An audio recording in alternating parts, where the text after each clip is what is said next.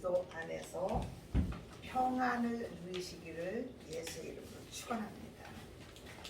세상에는 많은 평안이 있어요. 그 평안은 지금 그리스도로 오지 않은 평안은 나중에는 그것이 드러날 것입니다. 그래서 우리는 예수 그리스도 안에서의 진정한 평안을 갖고 그분이 우리를 어디로 이끌든지 우리 따라가는 자들 되시기를 예수의 이름으로 축원합니다. 이 루키라는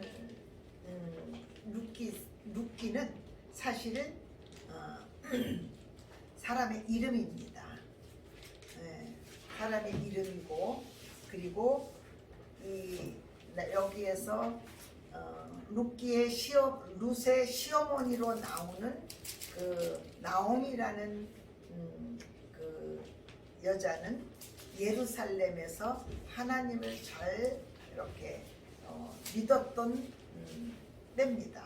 그리고 이 사사들은 어떤 때 사사들의 시대 때에 일어난 사건입니다. 이 사사들이 하나님이 그때마다 하나님께서 이스라엘 백성들이 범죄했을 적에 하나님께서 그 백성을 돌이키기 위해서 한 사람을 하나님이 선택해서 하나님의 말씀을 주시고 어떤 치리를 신정 통치를 이어 나가셨던 그런 때입니다. 그때 그 땅에 흉년이 들었어요. 하나님께서는 우리를 흉년에 처하게도 하시고, 그리고 또한 풍년에 처하게도 하시고, 우리 안에 이런 어떤 것들을 조절하시는 하나님이십니다. 그러나 하나님께서 다윗 때는 전쟁을 통해서 굉장히 풍요로운 때였음을 고백합니다. 그것은 뭐냐면요, 우리 내면 안에 싸움이 있고요, 우리 가정 안에 싸움이 있고, 교회 안에 싸움이 있고, 그리고 세상 안에 싸움이 있다는 것입니다. 이 세상은요, 전쟁의 연속이라는 것들을 고백합니다. 우리는 우리 내면 안에 싸움이 없습니까? 이렇게 해야 될까, 저렇게 해야 될까, 이런 싸움이 있고, 그리고 우리는 그 싸움 안에서, 그 내면의 깊은 싸움 안에서 우리는 결정을 해 나가는 것입니다. 근데 이 땅에 베들레헴이라는 것은 뭐죠? 예수 그리스도가 탄생한 도시입니다. 제가 가봤는데 정말 작아요. 베들레헴이라는 그 동네가 정말 작아요. 그리고 정말 어떤 그 흠모할 만한 것이 없는 그런 작은 곳이에요. 근데 거기에서 이 베들레헴의 이름이라는 것은 뭐예요? 떡집이라는 것입니다. 떡집. 그래서 예수님이 여기에서 탄생을 하십니다. 예수님이 여기서 탄생을 하시면서, 그래서 예수님이 뭐라고 말씀하십니까? 사람이 떡으로만 살 것이 아니요 하나님의 입으로 나오는 모든 말씀으로 산다 그러잖아요. 근데 이 세상은 뭐예요? 떡을 위해서 살고 있는 거예요. 그래서 뒤돌아서면 배고프고, 뒤돌아서면 배고프고, 뒤돌아서면 배고프고. 그래서 우리는 이 식욕을 위해서, 우리 살아가는 식욕을 위해서 우리는 이 세상에서 살아가고 있습니다. 그러나 하나님께서는요, 그건 세상의 떡이라고 그래요. 이 세상의 떡은 우리를 만족시킬 수 없다는 거예요. 만족시키고 없고, 그래서 산떡이신 예수 그리스도 안에서의 우리가 그 떡을 먹을 적에 우리는 가라지 않고, 우리는 만족함을 누리고 기쁨을 누리고 감사를 누린다는 것입니다.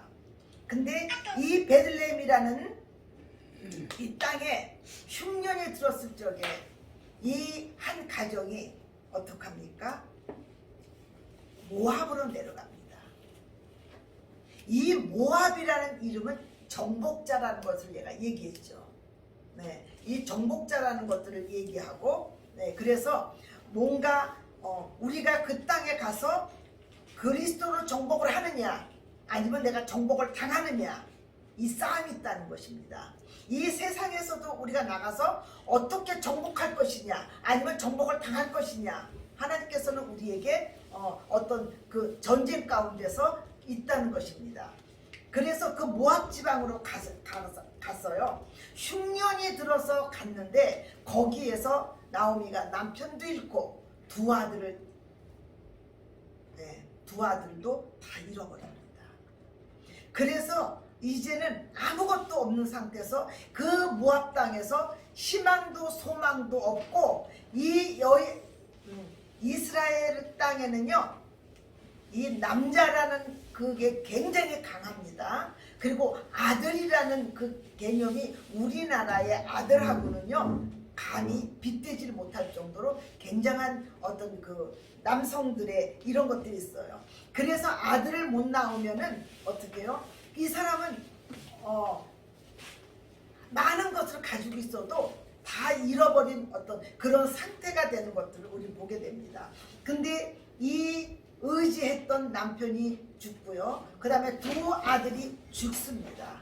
그 흉년이 들어서 그 땅을 갔는데 거기에서 자기를 보호해주던 모든 것들을 다 잃어버려요.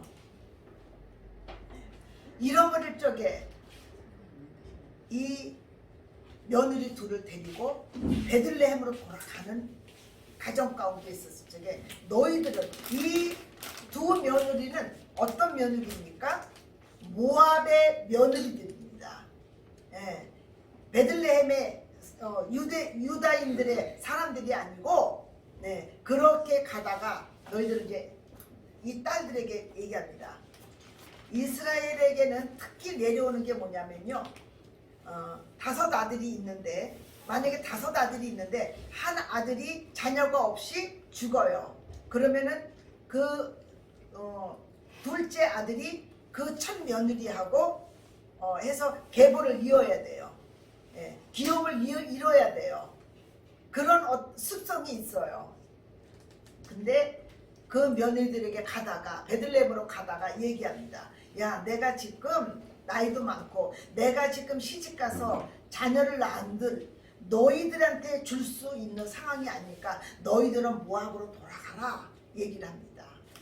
근데 여기서 며느리 하나는 돌아갑니다. 한 며느리는 돌아가고 여기서 이 룻은 얘기합니다. 저는 돌아가지 않겠습니다.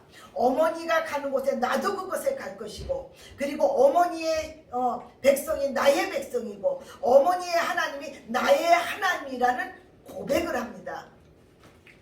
여러분들이 하나님은요 이 고백을 들으시는 하나님이십니다.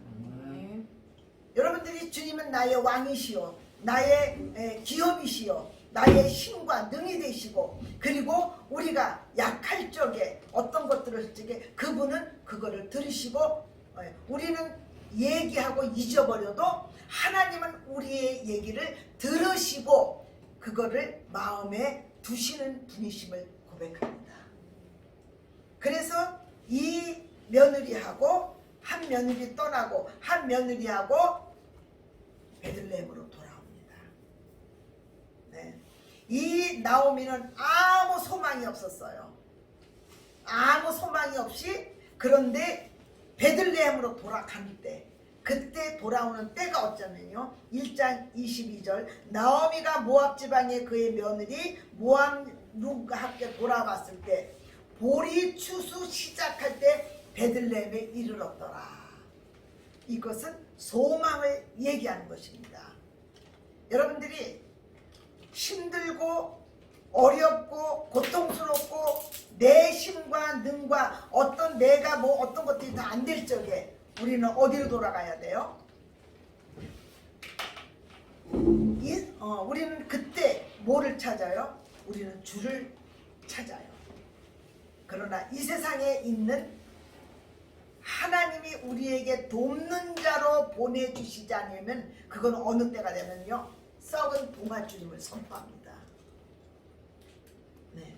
그래서 하나님께서 이 여인의 모든 것을 잃고 그랬을 적에 이 룻을 데리고 베들레헴에 있을 적에 보리 추수하는 그런 시기예요. 이게 우리 안에 소망이 됨을 선포합니다. 그래서 이 나오미하고 룻이 이 모압 땅에서 우리가 결정을 잘못할 때가 있어요. 그렇죠? 이 나오미의 가정도 결정을 잘못했어요. 결정을 잘못했는데 결정을 잘못했을 적에 모든 것을 잃고 아무것도 없을 적에 그가 어디를 선택해요? 베들레헴을 선택하잖아요. 우리의 삶에 우리가 잘못했을 적에 우리는 어디로 돌아가야 됩니까? 예수 그리스도로 돌아가시길 예수님을 선포합니다. 우리는 예수 그리스도로 돌아갈 적에 우리 안에서 그때서부터 주님은 착한 일을 시작하시는 님을 선포합니다.